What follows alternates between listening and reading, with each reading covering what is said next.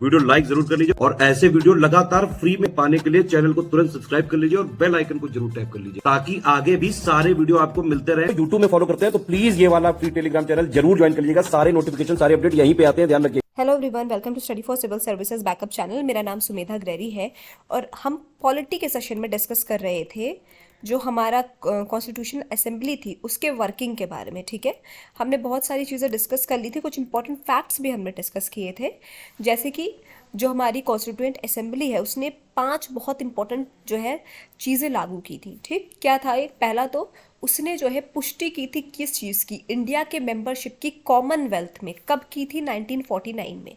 ठीक है, 1949। बहुत मेजर इंपॉर्टेंट लाइन है ये। मई 1949 में इंडिया ने क्या की थी?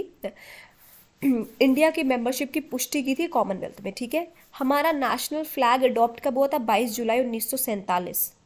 ठीक है, नेशनल एंथम कब अडॉप्ट हुआ था? 24 जनवरी 1950। नेशनल सॉन्ग कब अडॉप्ट हुआ था? 24 जनवरी 1950। डॉक्टर राजेंद्र प्रसाद को हमारा भारत का पहला वो राष्ट्रपति कब बनाया गया था? 24 जनवरी 1950। ठीक, फिर 15 इंपॉर्टेंट महिलाएं जो हमारी कॉन्स्टिट्यूएंट असेंबली बनी थी उसमें 15 महिलाओं ने पहली जो थी वो पहली 15 महिलाएं कौन सी थी जो उसकी मेंबर थी? कौन कौन सी थी वो? विजय लक्ष्मी पंडित, राजकुमारी अमृत कौर, सरोजनी नायडू, सुचिता कृपलानी, पूर्णिमा बैनर्जी, लीला रॉय, जी दुर्गाबाई, हंसा मेहता, कमला चौधरी, रेणुका रॉय, मालती चौधरी, दक्षायनी वेलायुधन, एन.एम. अर्सकाने, बेगम अजीज रासुल और अम्मो स्वामीनाथन। ये 15 महिलाएं थी, 15 विमेंस थी जो हमारी फर्स्ट कॉन्स्टिट्यूशनल असेंबली की क्या थी? मेंबर थी, पार्ट थी। ठीक है, इसमें से आपको विजय लक्ष्मी पंडित, हंसा मेहता, जी दुर्गाबाई, सुचेता कृपलानी, सरोजनी नायडू तो एकदम से ही याद रखने हैं, क्योंकि आगे जब हम फर्दर पढ़ेंगे उसमें भी हम इनके बारे में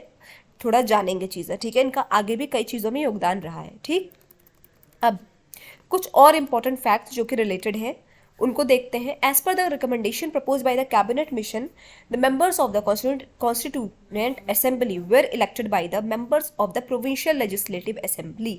अब जो मेंबर्स थे हमारे कॉन्स्टिट्यूएंट असेंबली के, उनको इलेक्ट कौन करता था? उनको इलेक्ट करते थे प्रोविंशियल लेजिस्लेटिव असेंबली के मेंबर्स। और ये जो प्रावधान था ये किसके द्वारा प्रपोज किया गया था? किस मिशन के द्वारा? तो हमारी कॉन्स्टिट्यूएंट असेंबली किस मिशन के थ्रू बनी थी?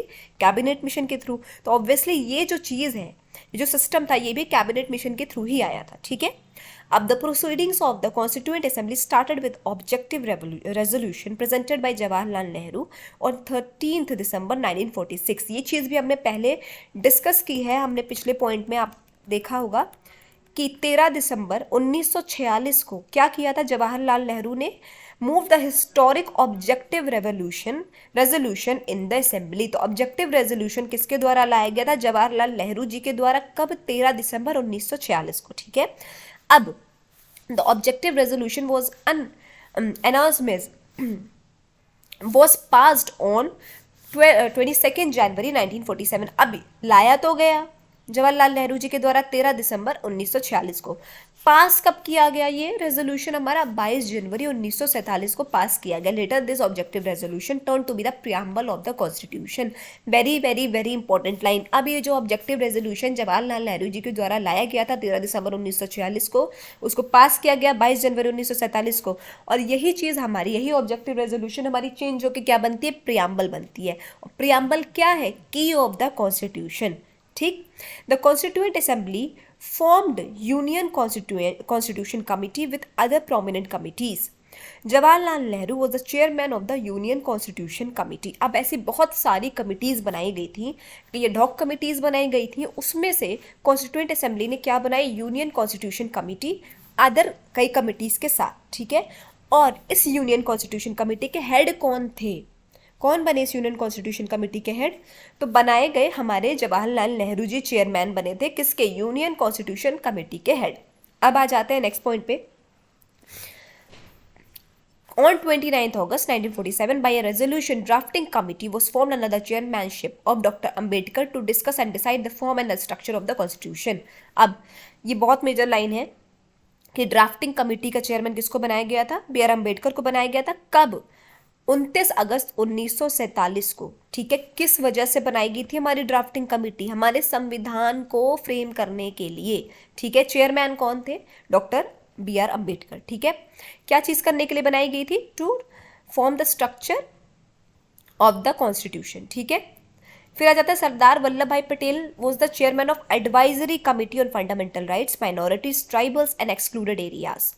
This committee had two subcommittees: fundamental rights subcommittee under the chairmanship of J.B. Kriplani and minority subcommittee under the chairmanship of S.C. Mukherjee. अब सरदार वल्लभ भाई पटेल किसके हमारे चेयरमैन बनाए गए थे? एडवाइजरी कमिटी के, जो किसकी थी? एडवाइजरी कमिटी और fundamental rights, minorities, tribals and excluded areas. पर ये जो हमारी एडवाइजरी कमिटी थी ये फर्दर दो सब कमिटीज में डिवाइडेड थी। कौन कौन से? फंडामेंटल राइट्स सब कमिटी, जिसके हेड कौन थे? जेबी कृपलानी, ठीक है।